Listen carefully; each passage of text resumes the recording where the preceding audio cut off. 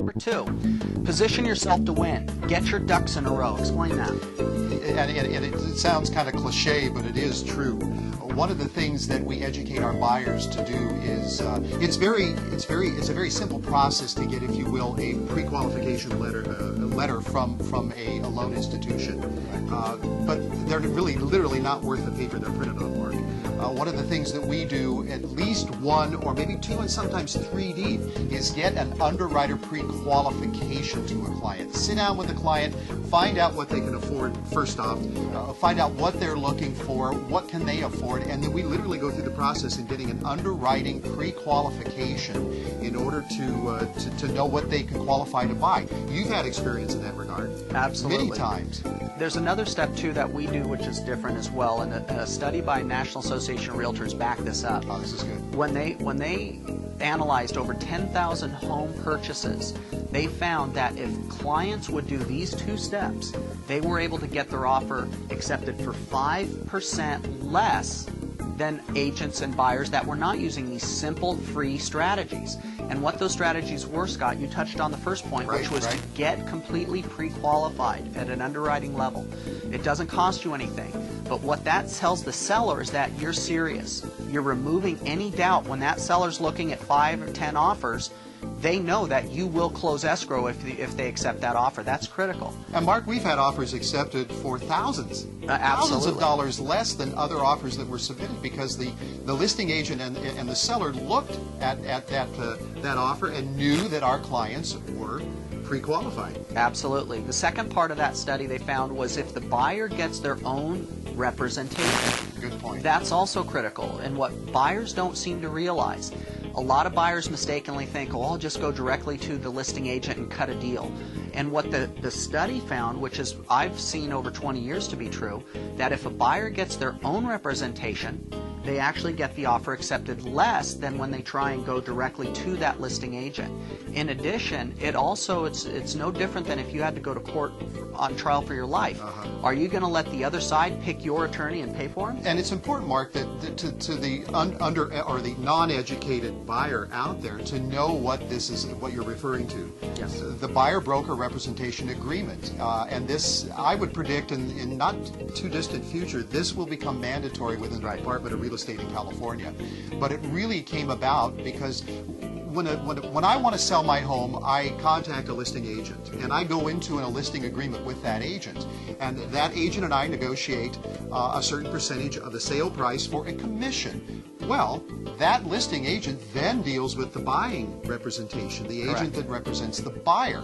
But they literally hire that buyer's agent. And what happened, a long story short, what happened several years ago where there were multiple lawsuits because, as you say, you go into a court of law and you have the defense is providing you with your attorney. Well, that's what happened literally within the real estate industry. And so many lawsuits came about because the buyers were not being represented.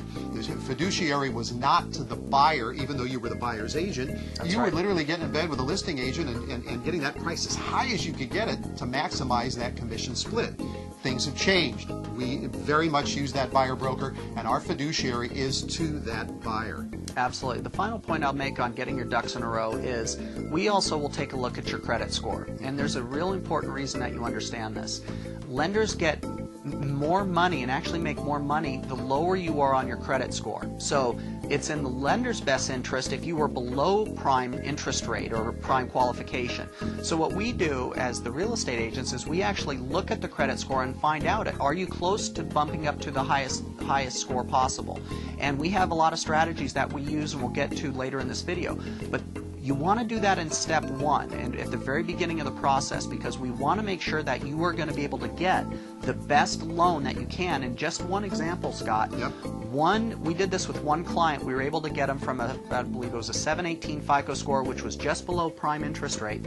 Got him to about a 723 above interest, and on a $500,000 loan, this one step that we took saved him over $47,000 over the course of that. Mark, share the step. It's pretty simple, but share the step of what we did. Well, in this case, and they didn't even, they had no idea. They did not ask us. They didn't understand it. The lender did not, even though it's an excellent lender, the lender did not offer this up. Well, they never will. They don't want to. That's right. It costs them money.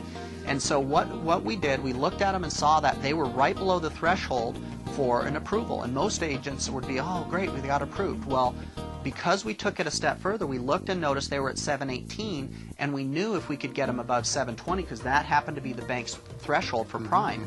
So what we did is we went and we what's called opting out on their credit score, and then we did what's called a rapid rescore. So we went to TransUnion, Equifax, and Experian and opted out. There's a little button you can check which says you no longer wish to receive, you opt out of receiving solicitations from other credit vendors. By doing that, the credit companies and the credit scoring companies, actually, it's usually anywhere from a 3 to 5 point bump in your score.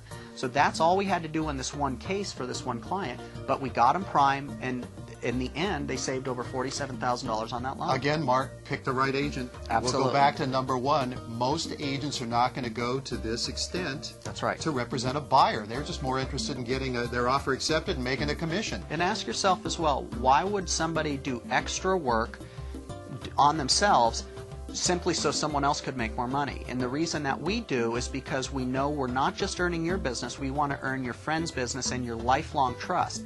And by doing that, when you know you have the best people in your corner, you are much more inclined to go ahead and refer and tell your friends. So that one little step that I did where I saved that one client $47,000, those are some of our best referrals now. And that's why we want to bring that same level of expertise to everybody watching this video.